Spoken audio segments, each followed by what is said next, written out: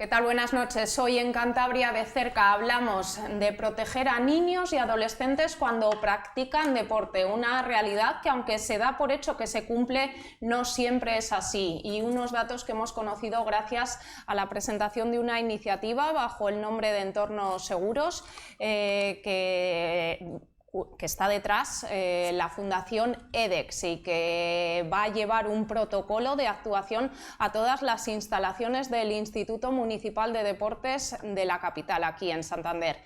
Parte de la Fundación está aquí hoy con nosotros, es el invitado de esta noche al que ya pasamos a saludar, Gonzalo Silio. Buenas noches. Hola, buenas noches, un placer por la invitación, gracias. Bueno, Gonzalo, pues un poquitín por establecer el marco, nunca mejor dicho, marco normativo. Nos retrotraemos al año 2021 porque esta protección de los menores surge al amparo de la LOPIBI. Explícanos qué es esta ley y por qué se hace necesario el promoverla. La ley también se conoce como la ley James Road en referencia al pianista, y es la ley de protección integral frente a la violencia para niños, niñas y adolescentes. Esta ley alude a cualquier entidad que tenga contacto habitual con menores. Específicamente hay algunos sectores que tienen exposiciones especiales, como pueden ser los centros educativos o en este caso las actividades deportivas y de ocio. Estamos hablando de que lleva ya 3 años en vigor, año 2021. Eso es. En estos 3 años que han pasado, si tuviésemos que poner el termómetro, ¿cómo estamos? ¿Mejor? ¿Peor? Mejor que nunca, pero falta mucho por hacer. También han sido 3 años convulsos en nuestro país, han pasado muchas cosas y la realidad es que la infancia siempre es una población que se trabaja muy lento con ellos. Hay poca urgencia por mejorar las condiciones que tienen nuestros niños y niñas en nuestras sociedades. Pero estamos mejor que nunca porque tenemos la ley que nunca hemos tenido para proteger más y mejor a los niños y a las niñas, pero falta mucho por hacer.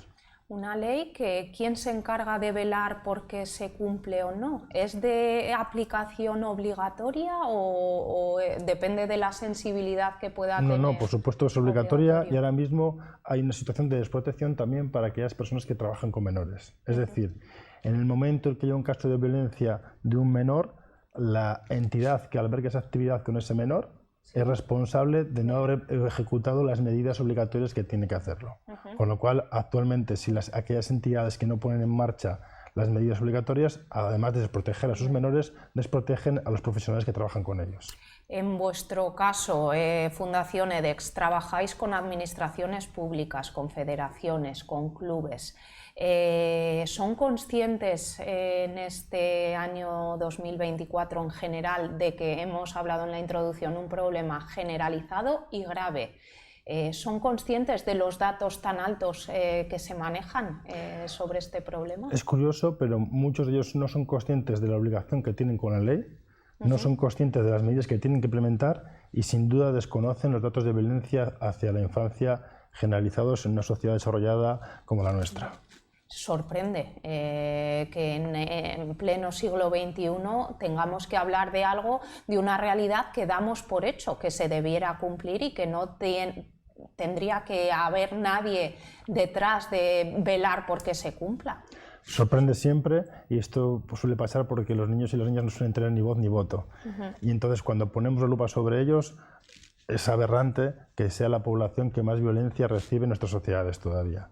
Y además violencias muy específicas, violencias muy ocultadas, muy invisibles muchas veces y que además, como no tenemos esa sensibilidad o esa sensación de que existe, casi nunca miramos hacia allí.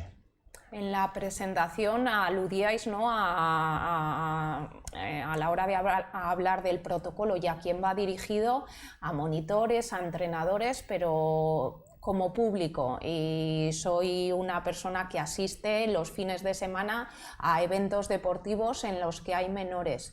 Esa violencia no solamente se ejerce por ese personal. El niño que está jugando un determinado partido un sábado también ve que hay violencia en un padre que grita de repente a un niño. ¿Ese tipo de violencia también es la que Sin duda, hace cualquier referencia a la tipo ley? de violencia está protegido por la ley. Y específicamente estamos en el deporte, hay unas medidas que tienen que cumplir las entidades que desarrollan actividades deportivas con menores. Los niños y las niñas antes que deportistas son niños y niñas y por lo tanto están protegidos por los derechos de la infancia, que son una extensión más allá de los derechos que tenemos los adultos, con lo cual tenemos que tener especial cuidado para que la práctica deportiva no violente los derechos de la infancia. ¿Esto qué implica? Que cualquier actividad que pueda suponer un ejercicio de violencia no tiene cabida en un espacio deportivo, en este caso, ni tampoco un espacio donde haya menores. ¿Qué dice el protocolo que hay que hacer cuando se da, por ejemplo, esa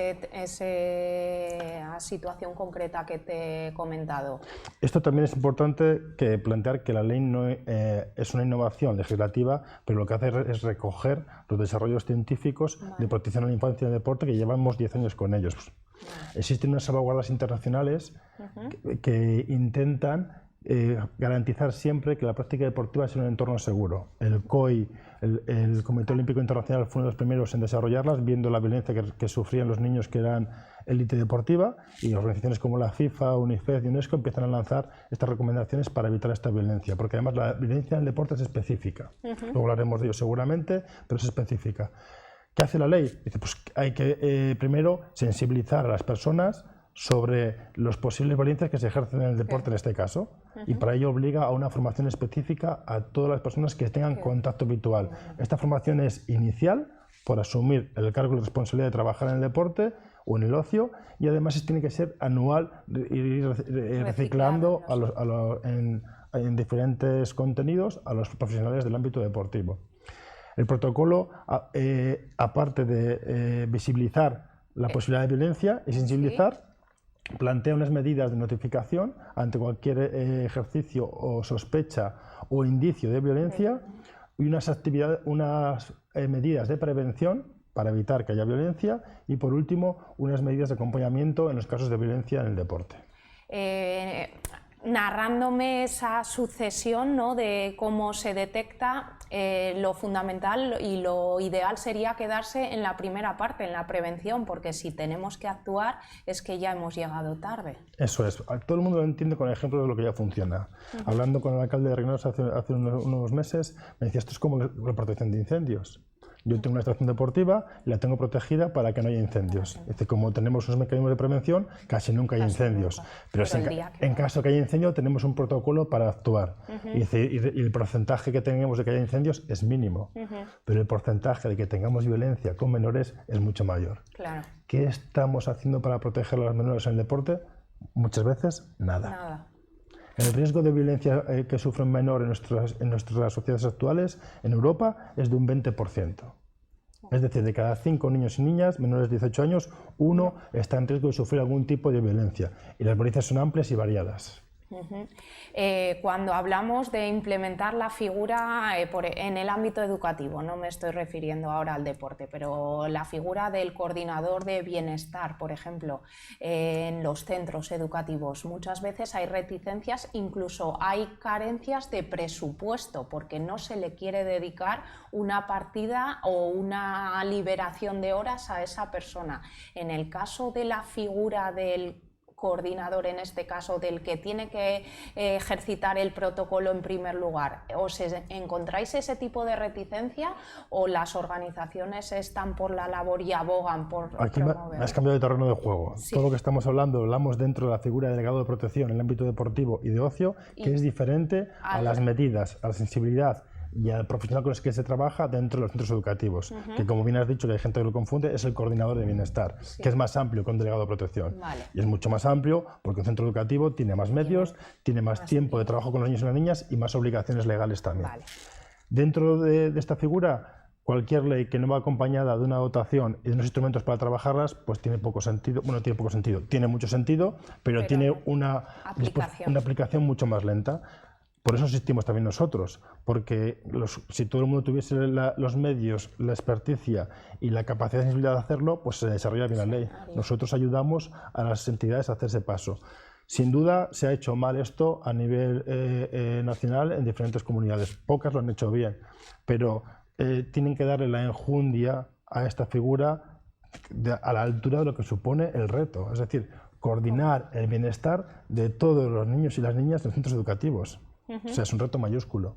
Si no tiene medios, si el profesional no está formado ni sensibilizado, pues obviamente va a ser difícil. Eso es un reto que tienen que asumir las consejerías, porque además tenemos evidencias científicas de que trabajar en bienestar mejora automáticamente la convivencia en el centro y por ende el rendimiento. De hecho, ¿sabes cuántos de los niños y niñas en primaria que tienen fracaso escolar están aludidos por casos de bullying o de malestar en el colegio? Casi el 80-90%. O sea, mejorar el rendimiento escolar, en muchos casos, es una apuesta de bienestar en el centro educativo. Y ese es el reto que tenemos que abrazar, sin duda, dentro de las escuelas. Hablamos de un protocolo, volvemos al tema deportivo y de la protección en el entorno deportivo, que aborda habilidades y en qué materias hace hincapié esa formación que impartís al público receptor de ese protocolo. Esta es la ventaja que tenemos trabajando desde la Fundación EDES. El proyecto EDERTO para trabajar la protección dentro del ámbito deportivo y de ocio se nutre de toda la experticia que tiene la Fundación EDES durante 50 años de trabajo en el modelo de la OMS de habilidades para la vida. Nuestro enfoque no es un enfoque solo garantista ni basado administrativamente en el desarrollo de la ley, es un enfoque pedagógico, basado en el desarrollo, buscando el desarrollo personal, individual y social de las entidades, basándonos en las habilidades para la vida. Este modelo de las habilidades para la vida de la OMS se promulga en el 89 dentro de la búsqueda de la salud general de la OMS en todas las entidades, y busca que las personas tengan pensamiento crítico, que sean más empáticos, que tengan manejo de tensión y estrés. Estas habilidades están recogidas en la ley, no específicamente, pero sí que los clubes están obligados también a formar a sus niños y niñas para que ellos puedan autoprotegerse y pedir ayuda ante lo que ocurre. Y ayer había una noticia espectacular, no sé si lo has visto, en prensa nacional. Un niño de 11 años abandonó su familia, se cogió un tren y se fue, creo que ha sido en Ávila, para escapar de los aberrantes maltratos físicos y mentales que estaba sufriendo en su casa. Y la familia fue detrás de él a buscarla, y luego una hermana ratificó la violencia con la que la familia ejerce la educación, que además explicaba que era su forma de educar. Esto hay que dejarlo muy bien claro.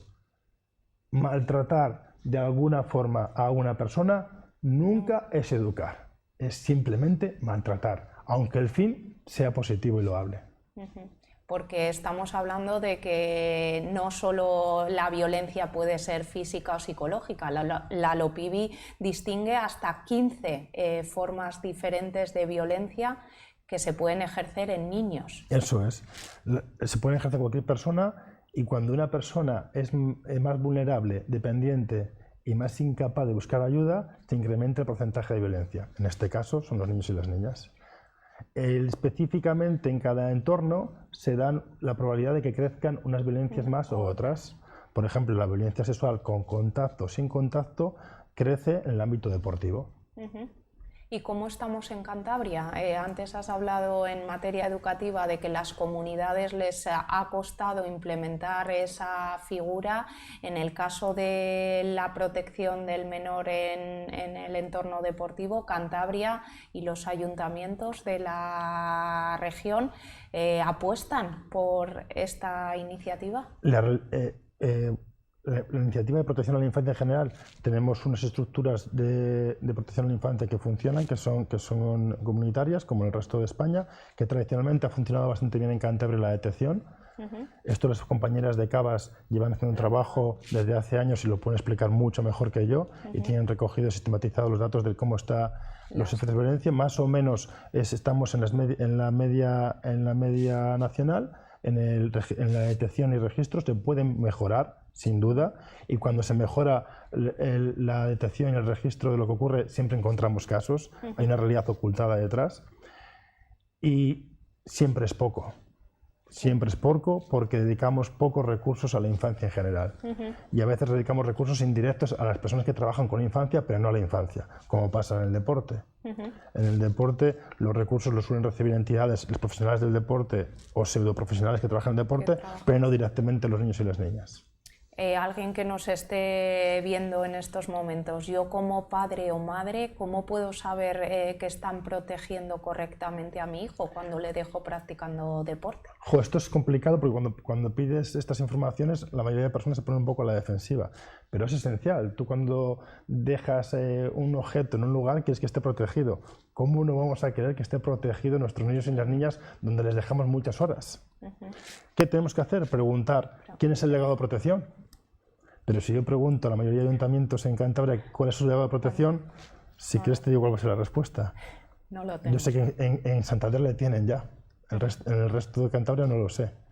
Hemos trabajado con ayuntamientos como Torlavega, hemos trabajado con Reynosa, estamos hablando también con Renedo, Cayón, que seguramente se sumen, pero de momento la figura... El boca a boca yo creo que también hace mucho en Claro. este sentido. De momento la figura de grado de protección, el protocolo, que es importante, y además lo importante no es solo tener la figura de un protocolo establecido en documentos, sino las medidas ejercidas en el día a día en todos los campos, que es lo que Santander ha puesto el énfasis y va a ser un ejemplo a nivel nacional para emular el resto de ayuntamientos. Pero la realidad es que la ley no se está cumpliendo en la mayoría de entidades. Qué triste. Aquí la Federación de Rugby sí que tiene también delegado de protección, hizo formación y tiene su protocolo, y también tiene, que yo sepa, la Federación de Tenis. ¿Se pueden llevar a cabo sanciones económicas o retirar ayudas a un club por no disponer de este protocolo, de este marco para proteger a la infancia? Claro, sin duda, sanciones va a haber. Es decir, cualquier niño y niña que tenga una situación de violencia y acuda a buscar amparo legal por lo que le está ocurriendo, la primera, me imagino, medida que va a hacer el juez es pedir las medidas de protección que tiene que tener ese club. Si no las tiene, tendrá una sanción, que yo no sé cuál es, porque en función de cada caso será una, imagino, pero obviamente tiene unas sanciones, aparte del compromiso ético que no están cumpliendo, por supuesto. Y luego, la medida que están haciendo las comunidades más pioneras o ayuntamientos más pioneros en este camino van por esa línea. Y, por ejemplo, aquí algún ayuntamiento se lo estaba planteando. Es decir, claro, si usted va a usar mis instalaciones, si usted va a tener una subvención pública o acceso a subvención para algunos torneos y algunas prácticas, tiene que cumplir todas las leyes, entre ellas la LOPIL, por supuesto. Y si no la cumple, pues no tendrá acceso a este tipo de bonificación, ayuda o subvención. El papel del delegado de protección a la hora de establecerlo en una federación, en un club, ¿hay reticencias a la hora de elegir a esa persona? Porque al final es la que primeramente se va a enfrentar, ojalá no lo haya, pero si hay un caso de violencia, la que primero va a tener que aplicar ese protocolo básico es ella. Es difícil que no haya, porque sabemos que existe. Y tú has dicho antes que vas a un campo de fútbol el fin de semana y vemos que hay violencia.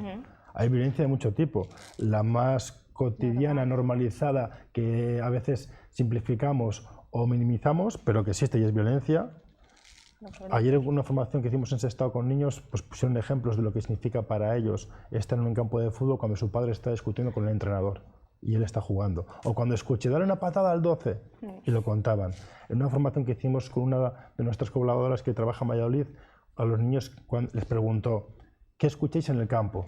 Y los niños explicaron lo que escuchaban. Con peros y señales. Todo lo que escuchaban, positivas y negativas. ¿Quién te dice esas cosas? Porque al final son padres y madres y familiares cercanos. Y luego, ¿qué te hace sentir esto? Te lo puedes imaginar, ¿no? No hace falta que lo relate yo. Por último, les pregunto, ¿qué os gustaría? ¿Qué? Y uno de los niños dijo, a mí lo que me gustaría es escuchar el sonido del respeto. Eso quieren. Quieren hacer deporte y sentirse respetados y respetadas. La violencia lo primero que quita es la dignidad de la persona y le quita el respeto hacia la persona que está ejerciendo el protagonismo deportivo, que en este caso son los niños y las niñas. Antes has hablado de 1 de cada 5 niños puede sufrir violencia en el deporte. El deporte en la sociedad en general. En la sociedad, vale. En el deporte algunas aumentan y otras disminuyen. Por eso, porque según datos europeos, y España está dentro de la media, hasta un 70% de los niños declara que ha podido sufrir a lo largo de su... Eso es. Son adultos quienes corresponden a esa estadística. Creo que te refieres al informe CASES, que es el proyecto mundial más ambicioso para registrar la violencia entre personas en el ámbito deportivo. y se preguntó a personas que han sido deportistas con diferentes niveles si habían visto ejercicios de violencia o sufrido violencia en su carrera deportiva, y el 80% dice que sí. A pesar de eso, la mayoría dice que haría deporte a pesar de esa violencia, con lo cual está explicando que la violencia está más o menos aceptada en el mundo deportivo. Sí, pero algo estamos Claro, haciendo mal. eso es. Ahí están todo tipo de violencia. Violencia psicológica, por obtener un rendimiento, o por ganarte un puesto en el equipo. Violencia física, por entrenar niños y niñas que están lesionados y juegan, por ejemplo, o que van por encima de sus límites, o que les ponemos a entrenar sin los medios adecuados. Sí, o ridiculizar o humillar. Claro, es que, eso sería psicológica. Luego tenemos las violencias que nos gusta menos hablar, pero que existen en el deporte y no existen en otros ámbitos. Las violencias sexuales, con contacto o sin contacto. Y aquí además se complican actualmente con la posibilidad de las grabaciones y capturas ilegales de los niños y las niñas y su divulgación en redes sociales y demás. Un problema además en este último caso, porque también se habla de que muchas de estas violencias se silencian y se habla de ello años más tarde, porque al final ese monitor, ese entrenador que el niño tiene es una figura de referencia. Es como enfrentarte a una persona que es de autoridad y que es el que te marca las líneas generales que tienes que seguir. No me acuerdo cómo es el apellido de Noemí ahora mismo. Bueno, hay una experta en la Universidad de Barcelona que ha publicado su investigación en España con la CAIS hace 2 semanas escasamente, y han ratificado cuál es el perfil de la persona que abusa de menores. Y sabemos quién es. Es un varón, en la mayoría de los casos, cercano a los niños y las niñas, con una reputación social ganada positiva. Sí, que se fían de él. Claro, se dicen frases como: ¿cómo va a ser si era majísimo con los niños y las niñas? Si estaba siempre pendiente de ellos, si hacía todo por ellos y por ellas, si todo lo que les daba. Claro, ¿para qué? Para poder acceder a ellos y luego violentarles de alguna forma. Una cara de esta violencia que permanece oculta muchas veces es la sexual.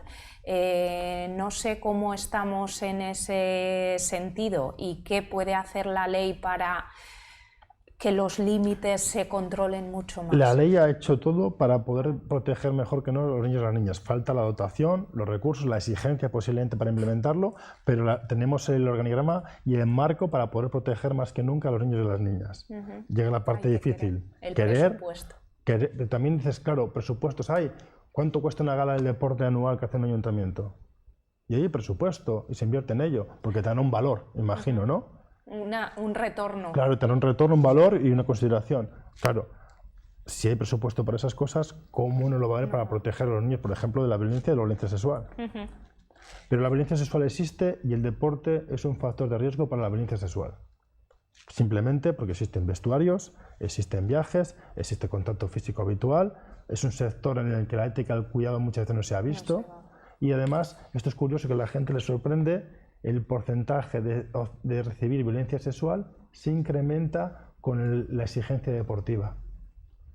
A mayor exigencia deportiva, mayor dependencia de un entrenador y mayor riesgo de tener violencia sexual. Este es el organigrama que se genera en la violencia y que tenemos que romper. Como experto, Gonzalo, ¿hay entidades, en tu opinión personal, con más y menos sensibilidad en este problema? Entidades sin duda, muchas, y también personas, hay diferentes sensibilidades. Pero lo bueno es que una vez que nos sentamos en la mesa, con la mayoría de ellos, las personas empiezan a reconocer cosas que pasan en sus entornos, que han pasado en su historia, y que lo que hablamos, aunque no nos gusta hablar de ello al principio, es necesario y positivo empezar a desarrollarlo. Yo estoy encantado con la apuesta del Ayuntamiento de Santander y con el impacto que va a suponer en el cambio de los entornos deportivos para los menores y menores, para que entiendan desde pequeños que es un entorno seguro. Y como vivimos en una sociedad en la que damos posibilidades a las personas, va a haber más casos de niños como este que coge un tren para pedir ayuda, en el que sepan cuando alguien está pendiente de ayudarles, van a solicitar esa ayuda. Estamos ya en los últimos minutos de la entrevista, pero no me gustaría pasar de largo otra cara que tiene que ver con el racismo en el deporte, y fruto de abordar ese problema va a haber un seminario la próxima semana, el miércoles 10 de abril. En Torrelavega se sigue dando racismo en el deporte, vemos titulares, vemos noticias a nivel nacional, la última este pasado fin de semana, con casos de futbolistas de máxima categoría, ¿no? ¿Qué está pasando, Gonzalo? No pasa nada que no pasase antes, el racismo también cambia, las formas de racismo, pero en aquellos lugares donde puede aflorar la violencia aflora. Si los entornos deportivos son los entornos donde permitimos violencia, va a surgir también la violencia racista. El racismo no es más que una forma de violencia para legitimar un privilegio de alguien frente a otro. Y es un atentado contra los derechos y la dignidad de una persona. Si hay entornos donde somos laxos con esta corrección, entonces habrá gente que será más racista que en otros lugares. El Ayuntamiento de Torrelavega y la Real Federación Cántabra de Fútbol han apostado por este seminario, que hicimos ya una jornada hace 2 semanas, repetimos la segunda, y es muy constructivo y muy enriquecedor ver cómo reconocemos cómo hay conductas racistas todavía en algunos lugares donde se permiten que existan, y el deporte es una de ellas. ¿Qué estructura va a tener este seminario? ¿Ponencias, coloquios? El seminario viene siempre un experto, en este caso Secaín Larrañaga, que viene, es el responsable del proyecto SCORE a nivel europeo en Bilbao, que busca que el deporte promocione la tolerancia y la lucha contra el racismo en las ciudades, y luego hay 3 personas, deportistas de cierta élite, online y presenciales, que debaten con él en la mesa y ponen ejemplos de cómo el deporte les expone a las conductas racistas. Bueno, pues les recordamos esa cita, próximo miércoles, Centro Nacional de Fotografía Manuel Rotella, en horario de tarde, de 6:30 a 8:30 de la tarde. No sé si se nos queda algo en el tintero, Gonzalo, o que me hagas como un resumen final de la fundación y la misión, la función y misión de la Fundación EDEX, para que el que se haya incorporado tarde a esta entrevista sepa dónde os puede encontrar y cuál es al final vuestro cometido. Genial, muchas gracias. En primer lugar, doy las gracias porque que los medios de comunicación abordemos estos temas es también muy importante para situar en la palestra y visibilizar la violencia hacia los menores. La Fundación EDEX tiene su sede en Indautxu, trabajamos desde hace 50 años desde las habilidades para la vida en varios ámbitos, educación para la salud, desarrollo personal y social, y desde hace 2 años trabajamos con el proyecto EDERTO, y la página web es así, www.ederto.es, para promocionar las medidas obligatorias de la LOPIBI en cualquier entidad. Trabajamos ya con gobiernos regionales, trabajamos con ayuntamientos y clubes, y estaremos encantados de recibir cualquier apoyo para este tipo de iniciativas. Es importante remarcar que todas las empresas privadas que trabajan en el ocio y las entidades también están obligadas a trabajar y desarrollar las medidas de la LOPIBI, y además son también un foco de violencia hacia los menores. Claro, al final pasan tiempo, nos estamos refiriendo, por ejemplo, a aquellos que en verano desarrollan campos, colonias, ¿no? Campamentos y demás. Vale. Hay empresas que trabajan espectacularmente bien, que son ejemplos de promoción, y otras que tienen que usar estas medidas para trabajar también como las buenas, sin duda. Bueno, pues a seguir trabajando en ello, Gonzalo. Muchísimas gracias, un placer. Bueno, pues hasta aquí llega nuestro Cantabria de cerca de esta noche. Les esperamos con una nueva edición el próximo jueves. Hasta entonces.